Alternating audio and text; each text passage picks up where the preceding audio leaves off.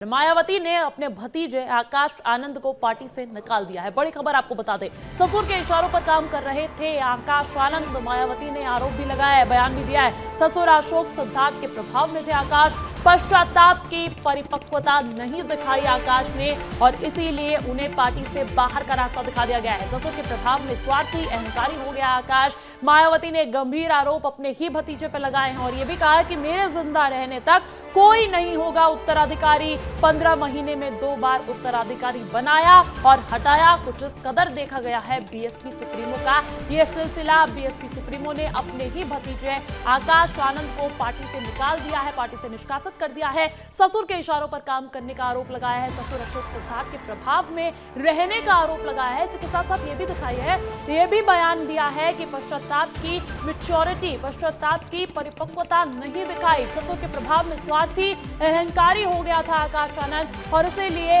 यह कदम उठाना बेहद जरूरी। मायावती का यह बयान और इसी के साथ साथ बड़ा ऐलान यह भी कर दिया है कि जब तक मायावती जिंदा है तब तक कोई और उत्तराधिकारी नहीं होगा। और ये जो सिलसिला इस पर भी आगे विस्तार से करेंगे चर्चा। ये उत्तराधिकारी घोषित करने का सिलसिला और इसी के साथ साथ हटा देने का सिलसिला। हालांकि देखिए उससे पहले 4 तस्वीरें देख लीजिए। भतीजे से मोह भंग पार्टी के कमान की ये जंग बताई जा रही है। 2 बार उत्तराधिकारी बनाया और हटाया, फिर सभी पदों से ही एकदम हटा दिया और अब पार्टी से बाहर का रास्ता भी दिखा दिया है आकाश आनंद को मायावती ने और यह भी ऐलान कर दिया है कि मायावती ही सुप्रीमो होंगी। आप सोचिए, आज से 23-24 साल पहले मायावती ने बीएसपी की कमान संभाली थी और अब तक सुप्रीमो बरकरार है। हालांकि जिसे उत्तराधिकारी बनाना चाहती थी उसे मजबूरन पार्टी से बाहर निकालना पड़ा। अब ऐसे में आपको यह भी बता देते हैं कि 15 महीने में यह बनाना, हटाना, पद से सभी पदों से निष्कासित कर देना, आखिर यह सिलसिला चला कैसे, अर्श से फर्श पर आकाश आए कैसे। 10 दिसंबर की तारीख आपको याद दिलाते हैं,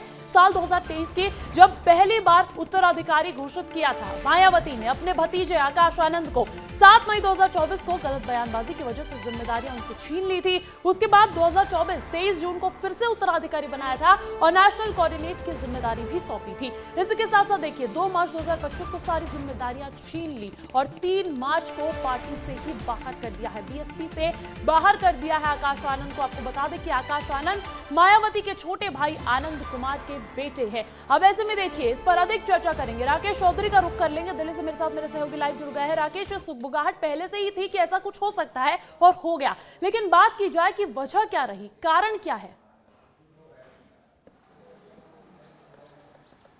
देखिए अंजलि की मायावती हो या फिर बसपा में हाई प्रोफाइल नेताओं को किनारे लगाने की ये जो परंपरा है बहुत पुरानी है। कांशीराम साहब जब मायावती को बागडोर दे रहे थे पार्टी की, तो आते ही उन्होंने 5 नेताओं को किनारा किया था। सबसे पहला नाम था आर के चौधरी, उसके बाद बाबूलाल बड़ी, उसके बाद जो है राम लखन वर्मा और सबसे इंपॉर्टेंट नाम जो है स्वामी प्रसाद मौर्य जैसे नेताओं को उन्होंने किनारा कर दिया।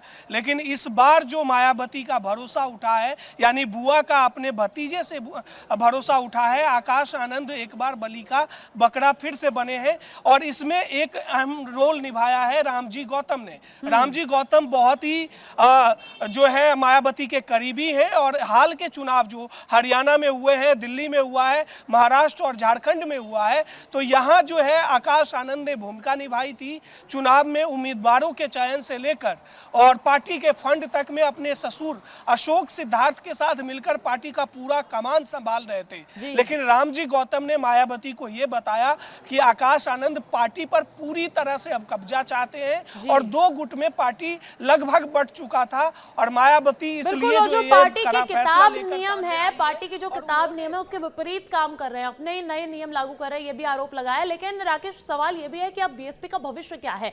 क्या जैसा कि मायावती ने ऐलान किया है कि वही करता धरता रहने वाली है या फिर कोई और नाम भी चल रहा है पार्टी में जिसको कमान संभालने की जिम्मेदारी मिल सकती है?